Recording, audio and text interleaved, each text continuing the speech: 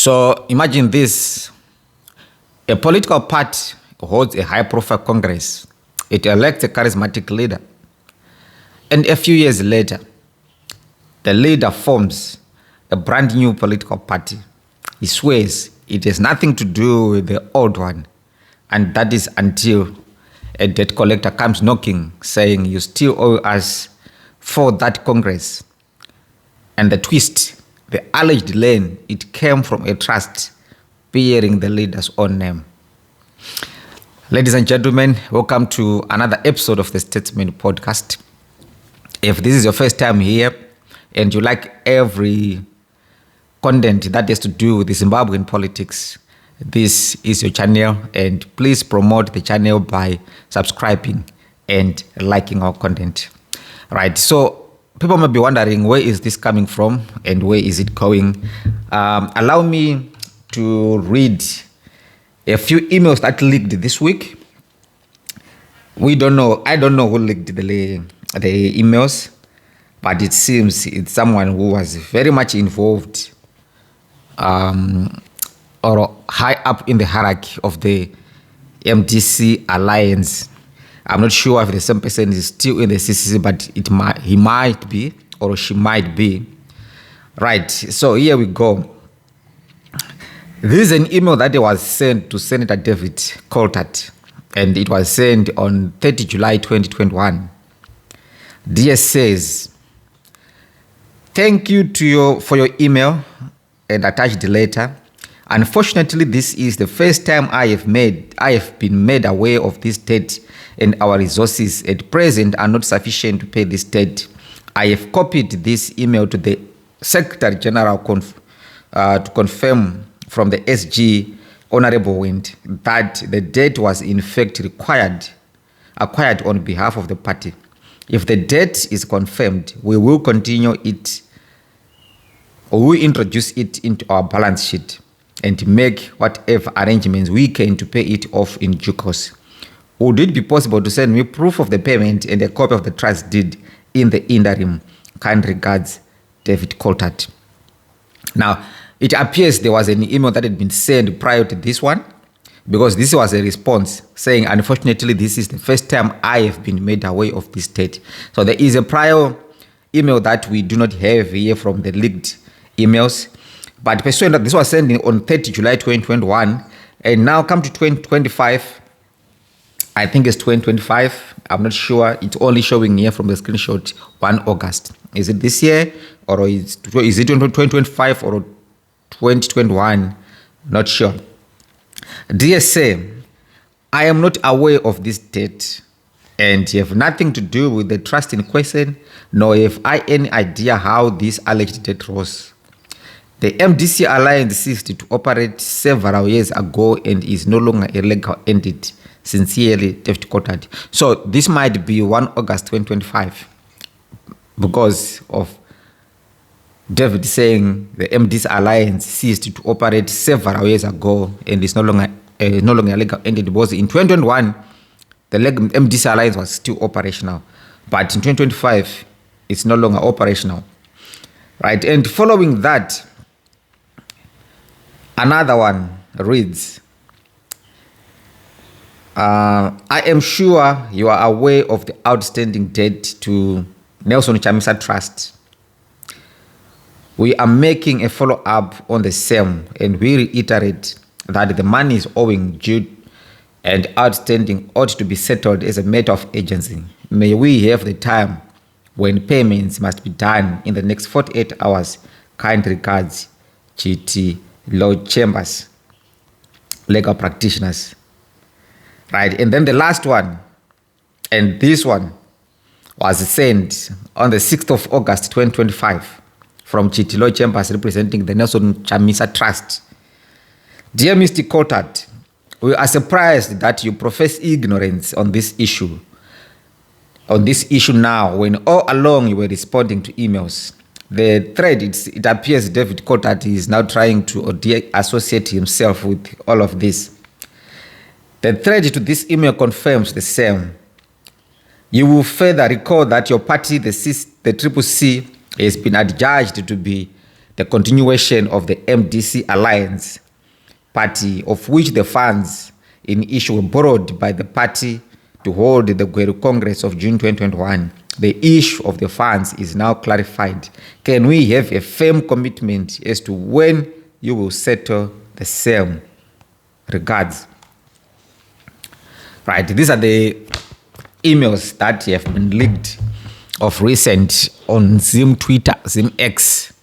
So the historical context of this is the MDC Alliance, one Zimbabwe's strongest opposition bloc. It held a crucial congress in 2021. That was in Gweru. It elected Nelson Chamisa as the party president. Reports now suggest that this congress was financed at least partly by funds borrowed from the Nelson Chamisa Trust. Now, this raises immediate questions. Was this personal loan to the party? Was it donor-funded? Was it donor-funded money channeled through a trust? Or was it Chamisa's personal wealth at play? Now, I want to talk to you about the great rebrand that encompasses the transition of the MDC Alliance, the Triple C, shortly.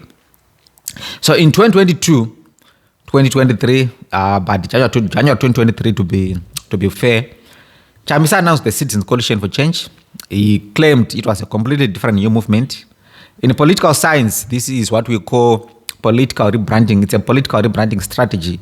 It's often used to distance a party from legal garbage and also factional wars or public disillusionment. But in reality, the personnel structures and even the campaign style were very much identical to the MDC Alliance. Now, this creates a legal and political continuity versus rupture dilemma. Is the MDC Alliance continuing, or is the Triple C a completely new outfit, completely divorced from the MDC Alliance? And in 2025, now that legal interpretation is come back to bite.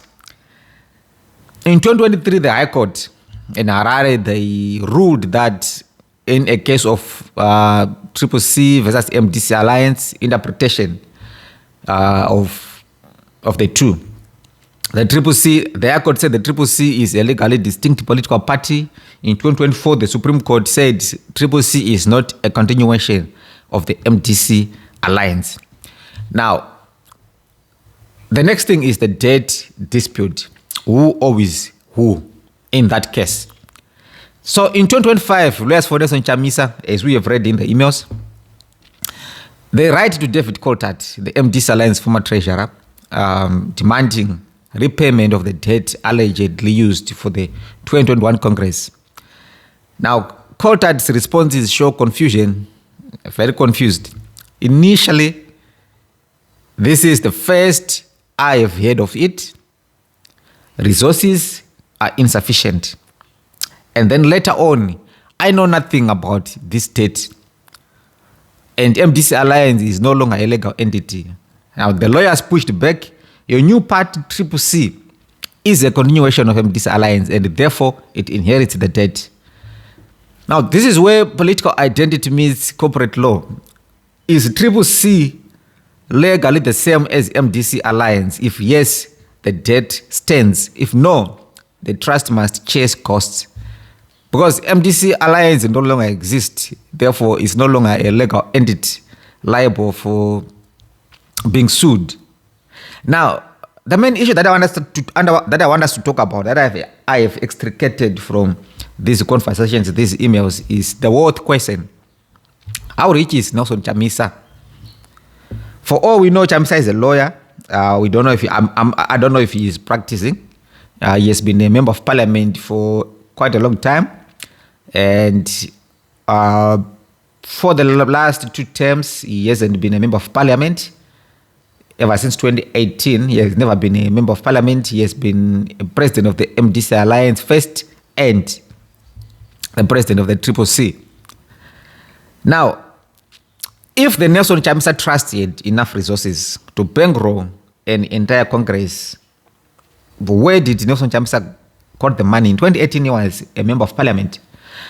I'm not assuming that Nelson Chamisa is not capable of being involved in entrepreneurship or businesses that can give you money, he is definitely capable. But are we really aware of his investments? Are we not supposed to know because he is a public official? Are we not supposed to know? I think people need to know. I also think one thing that the Zimbabwean political space need to do is to make sure that politicians, they declare their wealth so that we know where the money is coming from. This enhances accountability. Accountability is a very crucial topic in politics. So if the Nelson Chamisa Trust had enough resources to bankroll an entire Congress, this may imply that Chamisa has a significant personal or donor-backed resources. In 2023, there were questions on handling of money by the CCC, a party which had no structures. By extension, you have no treasury office, so you had no publicly known constitution, which would have made it impossible to open a bank account. So how was income in the CCC accounted for? Now, the trust operates like a political war chest, in my own interpretation. It operates as a political war chest, and this raises governance questions about transparency and, of course, source of funds. Where is the money coming from? And in political science, private financing of political parties through leader-linked trusts, it is a classic hallmark of personality politics. Now, where the leader's identity and resources, they dominate the party survival. My main worry is we may likely have opposition outfits in Zimbabwe that are in for the monetary benefits. The same way we have gospelpreneurs, we may be dealing with political entrepreneurs. How opposition politics can operate as a business for its participants, especially in contexts like Zimbabwe, where access to state resources is highly unequal. It's a privilege of the ruling party, and the politics is also a livelihood. Now, here are the 4 or 5 frameworks that I have come up with. I didn't come up with them. We know them in the field of politics. That explains this concept, where political parties, whether you are opposition or you are ruling, you operate as a business, and the interest there is not really to engender change, but the interest is to make sure that it becomes profitable as it can be. Now, the first concept is called political entrepreneurship concept. Now, by definition, in this concept, politicians act like entrepreneurs, using political movements as vehicles to mobilize resources. They build personal brands and they extract financial benefits. How it applies is that opposition leaders can use their platform to attract donations, diaspora remittances, NGO partnerships, and sympathetic investors, often with minimal transparency. Now, the key idea is the party becomes less about ideology and more about sustaining the leader's political brand and lifestyle. I don't know how far true this is, but someone maybe, if you are aware of this, you can confirm in the comment section. But I was made aware that even during Tsvangirai time, his earnings were 20% of the funds that were donated to the party. Not were donated, but member subscription. 20% of member subscription per month. That was his salary. I'm not sure whether it's true or false, but this speaks a lot to this idea where the party becomes less about ideology and more about sustaining the leader's political brand and lifestyle. These are people that do not have any other source of employment. They are focused entirely on politics, and therefore politics should be their source of income. I'm not sure if that is the best model that we are applying in Zimbabwe, or probably we need a revolution of some sort in how we run our political parties, especially opposition political parties. But I concede running an opposition, a vibrant and a competitive opposition political party in an authoritarian system like in Zimbabwe, it really may need your 100% commitment, which might leave less energy for other endeavors, employment in other maybe being employed by someone else or running a business of some sort. So I give it in Zimbabwe. It's not only in Zimbabwe, in every autocratic and authoritarian system. It's very much challenging. Right. So the second thing is political. The second concept is political rent seeking, and by definition, this is using positions to gain private income without creating new value, essentially monetizing political influence. This is how it applies. It applies by selling access to the leader. Let's say those people that are very close to the leader, because it's not only the leader who has to live off the operations of the opposition political party, but even those that are close, that is up the ranks. Let's talk of someone like Ostalos is very close to Chamisa. Now, you want to see you're a business leader and you want access to Nelson Chamisa. You'll say, okay, yeah, I can make it happen, but it might cost you a little bit. Not only a little bit, you can, just squeeze us a bit and then we can make it happen. That's how they also make their money, and then you get access to the leader. And also channeling donor funds into personal or factional projects. And then there's an issue of leveraging campaign machinery for personal enrichment, e.g. the branded merchandise business, because someone is making those branded products and that person is getting paid for it. Who is doing that? Who has been doing that? Who does that in your political party? Be it the CCC or the factions of the CCC, be it in ZANU-PF. In ZANU-PF, I know for sure, in 2018, though all those billboards that you saw, gates and stuff, they were made. And the person who made those billboards, it's Emerson Dambuzo son who made that. There's a guy, one of his sons is in control of that branding company called Tattoo Investments, I think. Yeah. He's the one who was given all those branding, or he did all that branding, took that money. Probably maybe the father also is some stake in that company, maybe get a cut from it. But that's how things work in politics, in not only in Zimbabwe, but probably everywhere else. So you leverage campaign machinery for personal enrichment, your branded merchandise businesses, your paid appearances. Remember the issue of unpaid election monitors from the party CCC in 2023. Allegations are that the money was there, but it was not disbursed to people that were supposed to be paid, the election monitors, the observers from the party who were party members. So people be making money in politics, but the people will be what? Will be making money, and we would be thinking we are in it, we are all struggling in the struggle, but some people are getting rich in the struggle. That's the difference. Right. The third concept is clientelism and patron. Clientelism, patron client networks. Yeah. Clientelism and client patron networks. Yeah. By definition, this is when political leaders, they maintain loyalty by distributing material benefits to supporters. How it applies is opposition parties, sometimes they act as mini patronage systems, offering positions, contracts, or even small stipends in exchange for loyalty. This can blur the line between party activism and paid employment, making politics an income source. But my main worry comes to the fourth concept, which if that is what we are having in Zimbabwe, then we have a serious problem. This concept is called political catalization. When the political outfits becomes cartels, drug cartels, tender cartels, your Kudakwasheta Grace, your Scott Sagupkanya, your Wikinajifai, those are tender cartels. You have drug cartels in other countries. In Zimbabwe, I hear there are also people dealing in drugs. There are also cartels dealing with drugs. I think that is the most known form of cartelization. Now, we also have what is called political cartelization.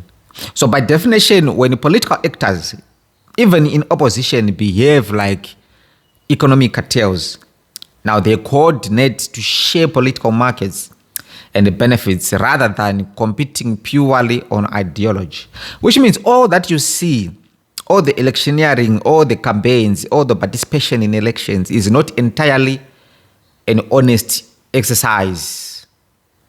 In a way, it is cheating you, the voter. Remember, I'm not saying this is what is happening in Zimbabwe, but it's a possibility. It's a possibility.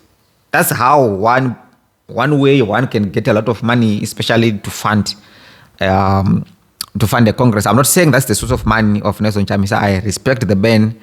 I truly think he's an honest man. Remember, for instance, when ED offered Nelson Chamisa a parliamentary position, that was 2018, and Nelson Chamisa refused. Now, one of the arguments that were proffered with that, now this is a system that is used in the Commonwealth countries, where the leader of the opposition comes into parliament to lead his political party. Personally, I would have loved Chamisa to have took that offer. I think it would have been better for him to lead this party from parliament, to oversee the performance of his party from parliament than from outside. I thought that was a good opportunity that was passed by. But who knew the intention of the political of Emmerson Mnangagwa when he offered Chamisa that offer? Because from outside, it reeks of attempts of a political catalyzation. Let's bring Chamisa in. Okay, let's give him a state-funded role in parliament. He gets all the perks, he gets the cars, the security, everything. You can even monitor. It's easy even to monitor him, but he also benefits. And by doing that, we may manage to silence him because he is benefiting. It's also easy to get him into deals with him inside the system. So I think that was an attempt at catalyzing the politics of Zimbabwe. I am not sure if that succeeded in another form and outside the public eye. Now, how it applies is opposition elites may maintain a tacit understanding with ruling elites to preserve the status quo in exchange for certain pegs. Politics becomes less about replacing the regime and more about monetizing the struggle. And then lastly, the fifth concept, opposition as an industry. It's not really a well-developed concept in political science, but researchers in African politics, sometimes they describe opposition movements as an industry or as an industry of resistance. We are resisting, but it operates as an industry, which means it has to generate income. So leaders, advisors, lawyers and activists, they make a living from the ongoing struggle. Just imagine Thabani Mpofu, how much money he made from representing MDC Alliance, how much money he made from representing the Triple C. In 2018, remember those South African two lawyers which represented the MDC Alliance, Thabani Mpofu and Nkukai Tobo. Nkukai Tobo is a top lawyer. Today he's rating in South Africa. He charges 10,000 an hour, I'm told by a lawyer friend in South Africa. That's his rate, 10,000 an hour, today in 2025. I'm not sure what was his rate in 2018, but these people, the lawyers, they make money. They make a lot of money from representation, from representing these people. Remember those lawyers that were representing Chabangu? Those are very expensive lawyers. I forgot the name of the lawyer who was representing Chabangu, Sengeso Chabangu. But he's an expensive lawyer. He's a top lawyer in Zimbabwe, I hear. And it's very expensive. So how much money do those people make from participating, representing opposition political leaders? So total victory or a complete collapse, total victory for an opposition political party, of course, through an election, it might not be at their short-term financial interest because they are making money. The system is making money through their opposition activities.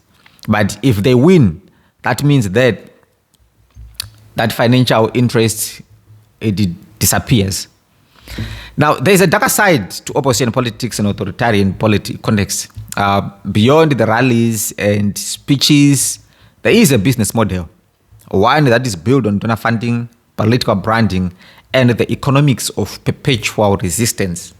The party becomes a company, the leader becomes the CEO, and every Congress, court case, or by-election becomes both a political and a financial event. Now, why does this matter politically? This is not just about debt, it's about party legitimacy, legal continuity, and financial transparency. If the CCC is MDC aligned discontinuation, it inherits all debts and liabilities and potentially legal risks. Now, the trouble though is which CCC is a continuation of the MDC alliance? Appears we have three of them: the Jameson Timber-led, the Chavangu-led, or the Washman Ngube faction. If the CCC is a totally new entity, all of them, the three of them, they are totally new entities. Creditors are left stranded. But it also exposes how rebranding of a political party can be used as a political escape hatch.